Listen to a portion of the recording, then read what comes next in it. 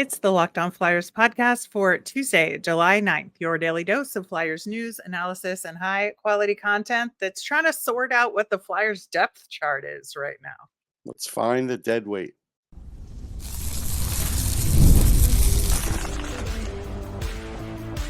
You're Locked On Flyers, your daily podcast on the Philadelphia Flyers, part of the Locked On Podcast Network, your team every day. Hey there, and thanks for making Locked On Flyers your first listen every day. I am Rachel Donner. You can find me on Twitter at rmiriam. I'm here as always with Russ Cohen, who's on all your favorite social media apps at Sportsology. We are at Locked On Flyers on Instagram, Threads, Blue Sky, and Twitter as well. Today's episode is brought to you by FanDuel. Make every moment more. This summer, FanDuel is hooking up all customers with a booster bonus daily. That's right. There's something for everyone every day, all summer long. Visit fanduel.com/lockedon to get started. You can find us over on YouTube. We're on the SiriusXM app or anywhere you listen to podcasts. Subscribe to get our latest episode as soon as it's available here on the Locked On Podcast Network, your team every day. On yesterday's show, we introduced our new poll of the week for y'all, and it was based on the end of development camp and where we were with those prospects that we just drafted. Want to know who you think is the guy you're most excited about in the system that's new to the table, and excited to talk about that later this week. The link to that is in the show notes. Some of those guys may or may not appear on the Flyers depth charts in terms of, where the next two or three guys below the current roster lay. We're going to get into that. First, I feel like we need to revisit where the lines were at the end of last season. It feels like forever ago and just yesterday when when the Flyers were playing the Washington Capitals with a slim chance of making the playoffs, and things were wild in that game. But what we had was pretty much an indication of where this next season was heading, right? Because the scratches for that game were Gurionov and Mark Stahl. We knew that they didn't really have a future with the organization. But what we did have was somebody who's no longer in the organization in the lineup in Cam Atkinson on the fourth line with Lawton and Farabee, who was getting into it, I guess, at the end of the season. But we had Paling centering Forrester and Konechny, Frost centering Tippett and Brink, Couturier centering Cates and Hathaway. On the forward side of things. On the blue line, we had York and Sanheim, Sealer, Drysdale, and Zamula Johnson.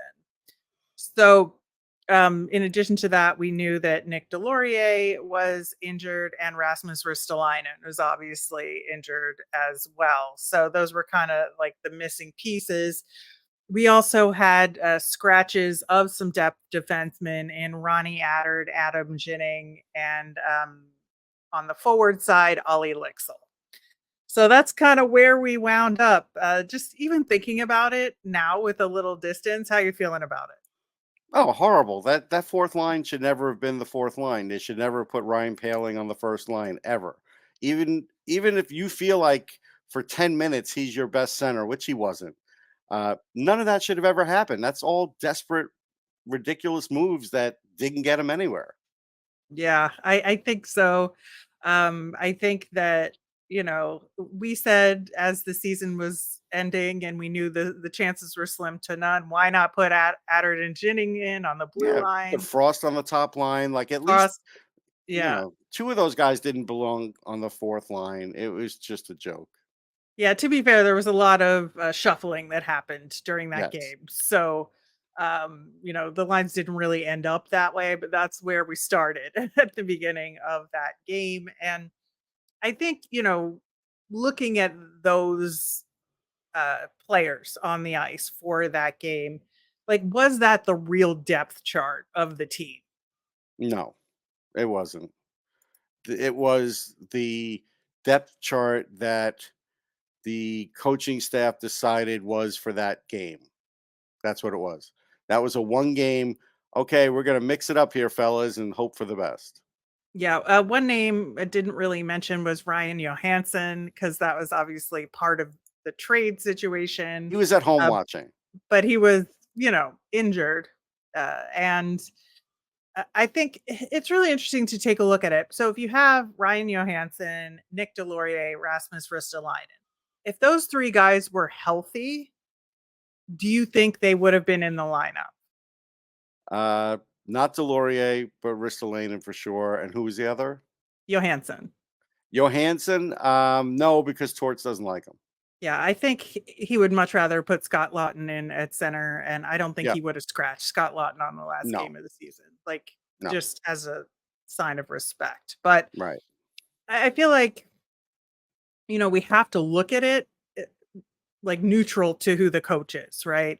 In terms Yeah. of what the actual depth chart would have been. And so do you think, like, Tortorella aside, should Johansson have been in if he was healthy? I mean, you would say yes, just based on, he still has some talent. But reality is that was never going to happen.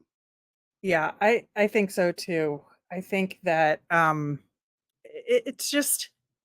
it's really interesting to think about those things because Like I found the quote especially in 2015. I guess Larry Brooks wrote about it that John Tortorella told Ryan Johansson he wasn't in shape, and so things, but that doesn't weren't matter. great I'm from saying there. I pretend it's know, but a he robot may have. head coach and not No, Torts. but you can't, and he probably would have cited the same thing, like, "Hey, he hasn't played." You know what I mean? Like, I wish I could do that, but you can't. I think you can because this is looking at it as a depth chart. It's not looking at it as a who ya ice in the game at this point. Well, I'll go along with your exercise, but I don't think you can. Sorry. I think you can in terms of just making a pure depth chart So if based there on was a who you robot think back there who is had no skill. history with them, Ryan Johansson would be in there. Yes. Okay, that's what I thought. And I think that I mean, Now, are you honestly, asking me, is the robot coach a better coach than John Tortorella? I can't answer that.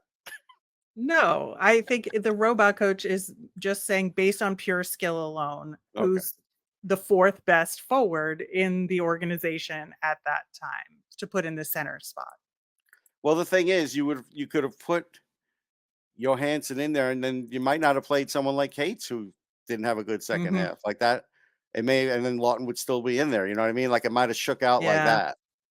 Yeah, I think so too. And that's what's so interesting about it. And I think you're right that Delorier would still be scratched, but Risto would have been in. Johnson would not have played. Right.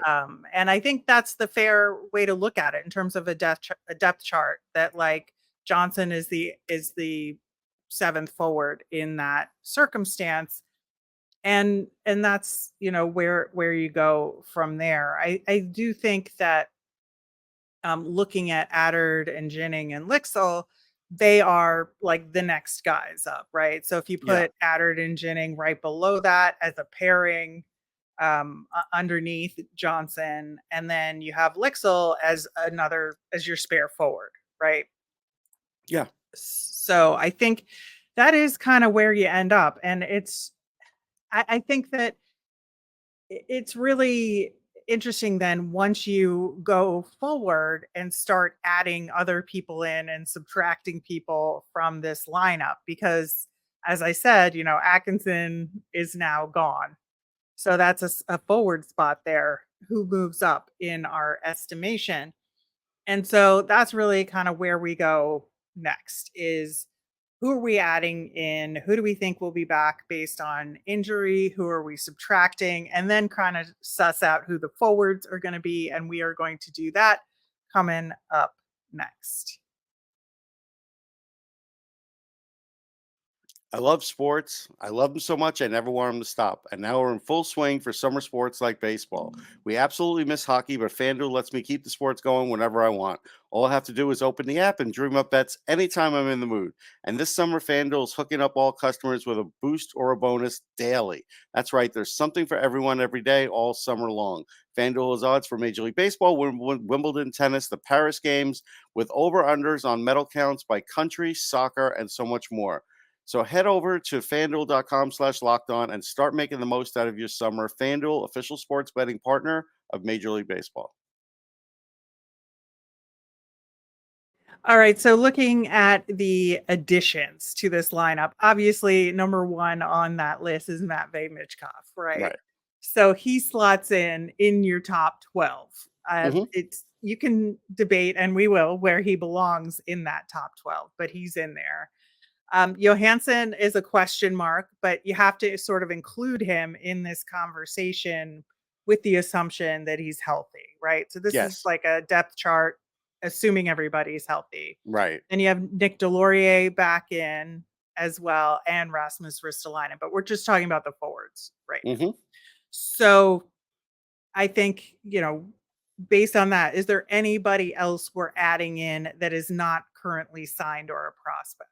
Yeah, there's going to be somebody that comes into camp, some veteran on an ATO or a tryout, whatever how you want to call it, and it will be someone that John knows, because even John knows Nick Delorier can't skate anymore. You could put him in once in a while on the PK, and he'll get a couple of giveaways. He'll have some takeaways, but like he can't do much anymore.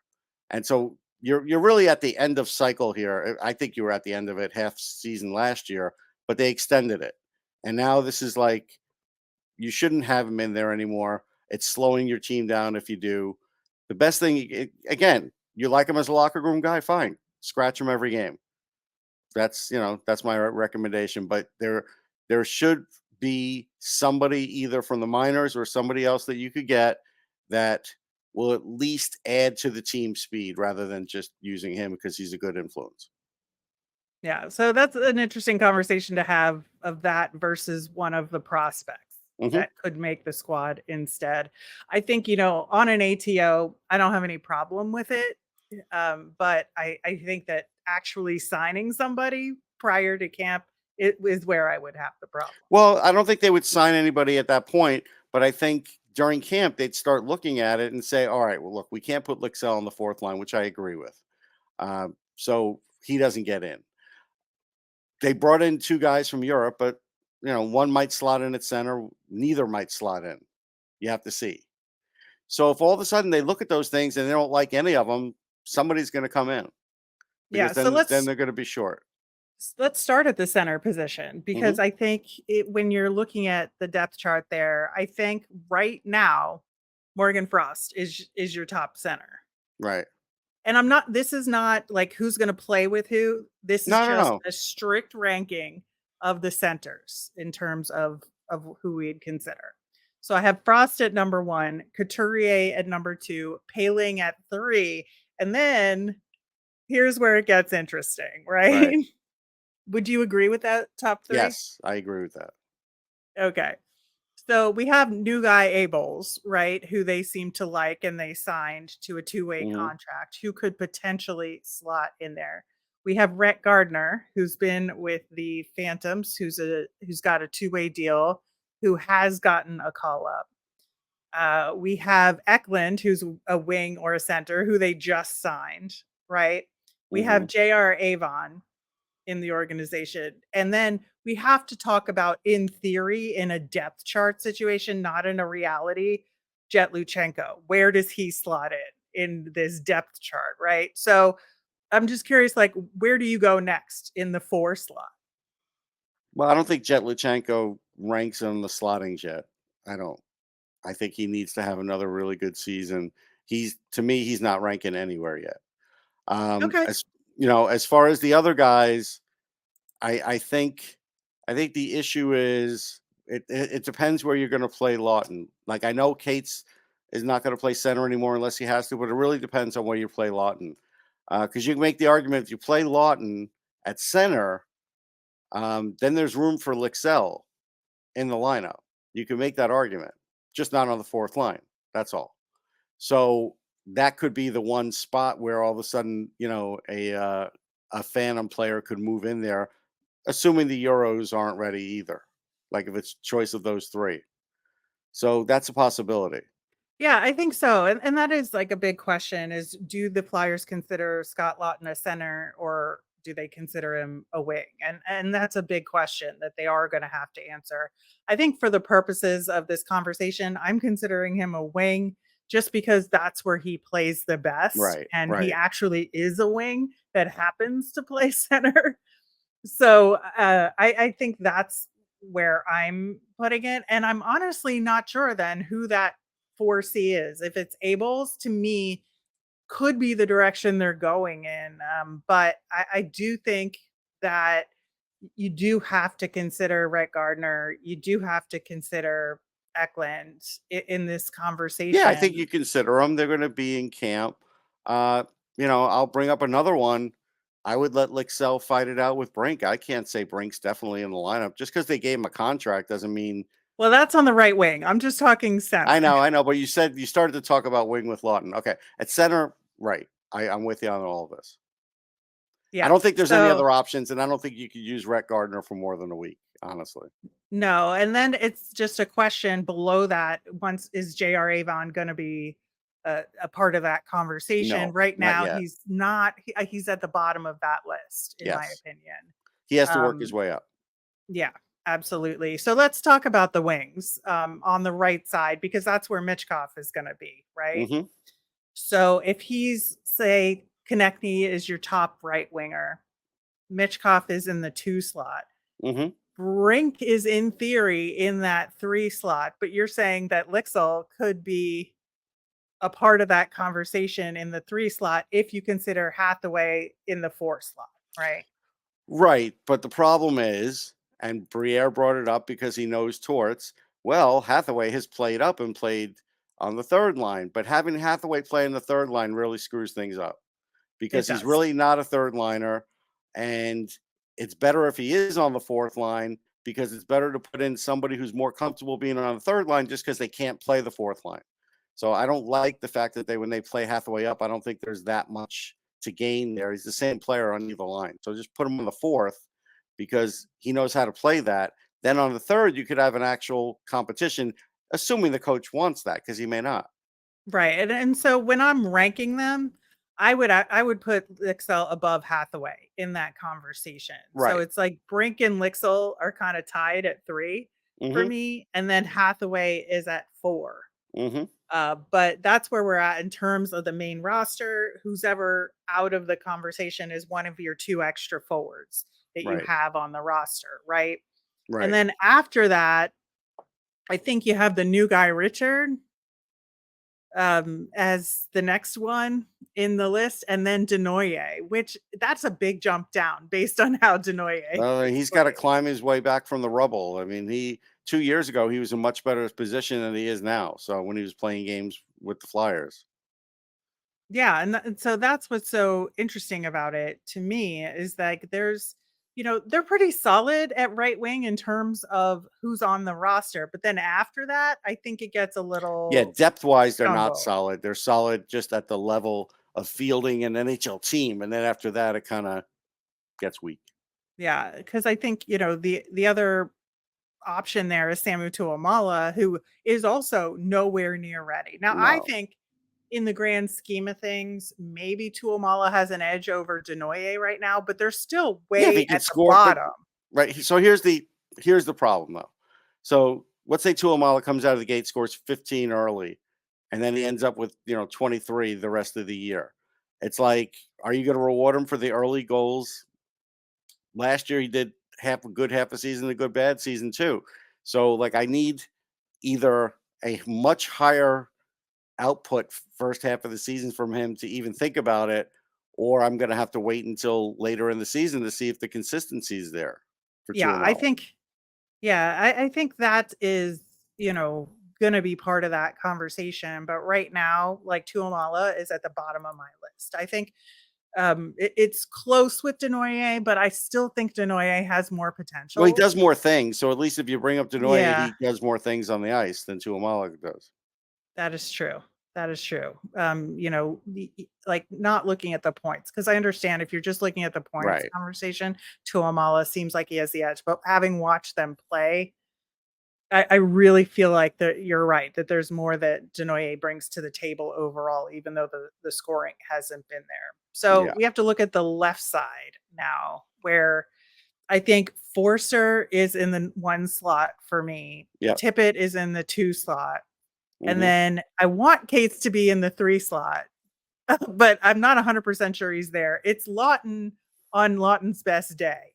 It's Right. Cates on Cates's best day, and that's Right. where I don't And know they'll who the duke that 3 or who out, the 4 is. right. But that's okay. That's a good problem to have because both guys are interchangeable third Yeah. and fourth. They just don't have interchangeable guys as much on the right side. So the left side's easier. Yeah, I think so as well, and I think that, beyond that, I think Massimo Rizzo is in that conversation. We talked about Eklund, who could play But it center won't or be early wing. on because of that, they're No, gonna be of easy the on him because of injury. the Yeah. high ankle sprain. He's gonna have to play a certain amount of games in Lehigh first before you even worry about it. Right. Right. So I think, that's part of that conversation. And Denoye can play the left wing as well. Yes. So I think he plays the left side a little bit more, but they have put him on the right. So Mhm. I think he's kind of part of that conversation as well. But yeah, I just think that Rizzo is really your best bet, assuming he's healthy, Right. as far as like a call up option. And there might be a point at that, when that happens, but, we'll see. Yeah, I think so. But I think that part of the conversation will play itself out at camp when we see, and we'll be able to revisit the forward side of things in terms of where we think those depth charts will go. But in terms of the assumptions going into camp, this is maybe what we're looking at to start off with, Yeah. which should create some interesting battles. Yeah, there should be battles. It's up to the coach whether there will be or not. Last year, he kinda killed him early, if you remember, and if he does that again this year, I'm just gonna be annoyed because I don't think it's the time to do it. Yeah, I think so too. All right. Well, we've got some blue liners to talk about as well, and we are going to do that coming up next.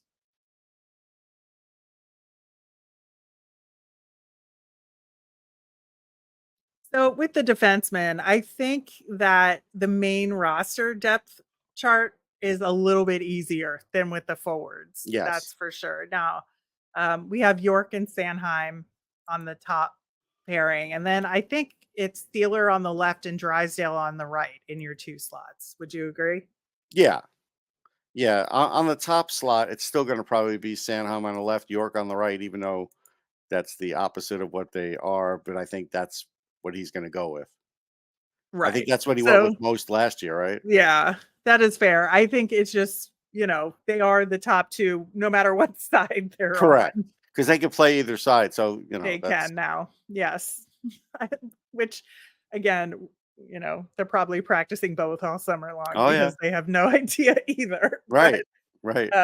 I think that's fair to say like Sandheim York or York Sandheim. But they are your number ones, and And I just wanna Sealer. say, Sealer is slotting in here. I don't endorse it, but it's just the way it is. Right. And that's what's interesting to me is like trying to compare what the Flyers would do depth chart on this versus what I would do. And I think Zamula has a shot to be in that 2 slot Yes, I over think Steeler. in that second pairing someday, he's not gonna get the shot early on this year, that's for sure. No, no. But I think for now he's comfortably in the 3 slot on one side, and then Ristolainen is on the right for that third, assuming that he's healthy.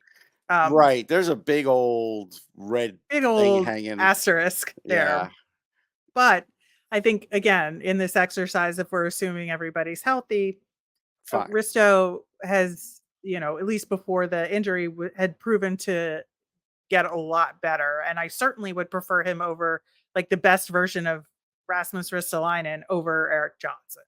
Yeah, I mean, Risto's as healthy as those kids were the minute before they fell into the chocolate at Willy Wonka in the factory. Oh my God. Like, that's it. Not much more Oh than that. no. Yeah. I want an Oompa Loompa now. Anyway, um, I think that that's kind of where we're at though with the main roster is those 7, if that's the way the roster falls. I mean, this is also making the assumption that we have the 2 extra forwards, 1 extra defenseman are your additional roster spots, and we only roster 2 goalies, unlike 3 that we did last year Yeah, they're because not of doing 3 this the year. craziness. They are not doing that. So if we have 2 extra forwards and 1 extra defenseman, hopefully that's the way it pans out, but you never know. They may go 1 extra forward and 2 defensemen. We'll see. Possible. But moving on from that, I think it's really obvious that Addard and Jennings are the next 2 in the depth chart. That's Except obvious to us, yes. but we have to acknowledge, as we've been saying with Hunter McDonald, there may be circumstances beyond what normal control would be for them to give him a look at the NHL sooner than he should. Right. So I think in our world, Addard is on the left, Jennings is on the right in Mhm. that kind of 4.5, 5 slot, right? If Mhm. Johnson Yes. is kind of on his own there as the 7th D. But there's But this Hunter honestly, like, just as an example, if Zamula got hurt and let's say Risto was hurt and Johnson was playing on a third pair, I'd bring them both up and Johnson would start to get scratched. Yep, I Because would agree. I'd rather have the continuity of those two because they've Yep. proven that they could actually be pretty good at the NHL level, at least in that short window already. Yep. I think the question lies if they're going to consider Hunter McDonald and Louis Belpedio in those slots, just because of getting the more limited minutes. Would they rather do that to McDonald and Belpedio? That's the real world application of it. But in terms of the depth chart, like if you have McDonald and Belpedio above Addard and Jennings, I think that's a problem. I do too.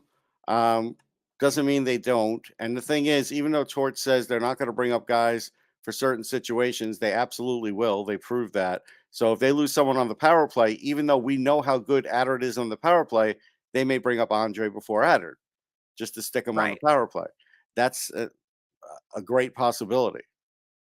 Yeah, and that's where I think, just based on NHL readiness and what the team thinks of him, I put McDonald above Andre. In the real Right. world, no. No, I agree. So, in my world, on the left side, it's Addard and then Andre and then McDonald. But let's just talk about for a minute how it sucks to be Helgi Grans because someone asked me about Helgi Grans the other day, and I said, honestly, I don't think he was ever utilized much at all in Lehigh last year. And there is a guy there still with some talent. I don't know if we're ever going to see it because it's just like he's that actual. He's so much of an afterthought when we Yeah. talk about all these other guys, and it's crazy to me how he's the afterthought and not the goalie. Like they both came in the same trade, but Pearson gets trade. He gets to play a lot, and Grans is like what, like one every 3. Like we're using him like one something like that. Yeah. Well, we know that Danny Breyer likes him because he's mentioned him multiple Yeah, times. So I don't think can't he's like him that being much because right. So again, I think from a skill standpoint, he should be above Belpedio, Grans, but I don't think he is in terms of an organizational depth chart. Yeah, I would agree with that, and then I think there's something wrong with that. Yeah, that's why these exercises are very interesting because, again, what you do in the real world in terms of a call up will depend on the need, like who's hurt and what role do you need to fill. And Yeah, that doesn't necessarily follow the depth chart of overall skill and NHL readiness. yeah, I think that's a very good way to put it. At any rate, I think that is like the crux of the conversation, right? Is what does this organization value um and how do they prioritize who they're going to put their attention on? And I think Right. that's where these conversations are so important. And that's why the Lehigh Valley Phantoms are very important in terms of development, and All right, so especially so 1845 is what Instat has for him. So the games he played, he did get good ice time, better than I thought. 229 shorthanded, so they were using them a lot on the penalty kill. Probably because he's 6'4" and he's got the long reach and he's a good skater. So, in that regard, you almost would think, I mean, he's had NHL experience. He didn't even get a look. Like there probably was time. Certainly, instead of Victor Mete, there was time to bring up Helge Grans and see what you got. But they didn't Yeah, do but that. it did not happen. No. So we'll see. I think it will to be a situational thing based on injury and what Yeah. skill set is needed. But I think he does need to be part of the Yeah, conversation I think so. as far as the depth goes. And I think beyond that, it's a wait and see mode. I wouldn't necessarily, put anybody else that the Flyers have in those depth charts for now. No, that's fair. I do think that, Spencer Gill will be part of that conversation. I'm not comfortable putting him in a spot. Not yet. No. Not yet. And, there really isn't anybody else there. We talked about Carter Southern, but there just is too much of an unknown there in Now, I terms will of say, again, I would not do this, but based on, Danny Briere's latest comments and everything else, at the end of the season, when Bonk's done with the OHL, are they going to throw him into games? I don't think they should, but would they? I don't know. I yeah, can't rule it out. I know. And that's like why I haven't really put Bonk in this. And I think it's fair to have that part of the discussion. Yeah, you have to. But I think that, would I put him above Addard and Jennings right now? No. No, not yet. But would I put him above those other guys? Yeah, Maybe. probably. There's a Maybe. chance. Yeah, I think that's fair too. So we'll see how that goes in terms of whether he joins the organization or not. But as far as the guys that are currently in the organization and playing, this is kind of where we are. But Yes. to be continued. I think there's a lot to talk about with all this. We will continue to do so. In the meantime, we will be back tomorrow. We are going to talk a little bit more about Jett Luchanko and bringing in our friend Ian from Locked On Bruins, who happens to live in Guelph and has seen a lot of him play. So he's going to give us all the inside scoop on Luchanko from firsthand viewing experience, which will be pretty cool. Cool. And we will have our mailbag segment as well. So send in those questions on Twitter at Locked On Flyers, email us at lockedonflyers@gmail, or comment on our YouTube channel.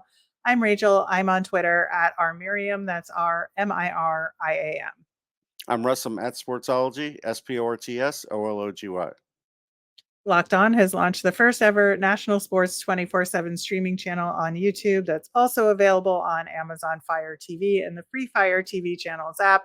Locked On Sports Today is here for you 24/7, covering top sports stories of the day with local experts of Locked On, plus national shows covering every league. Find Locked On Sports Today, now available on the free Fire TV channels app. Have a great day, everyone.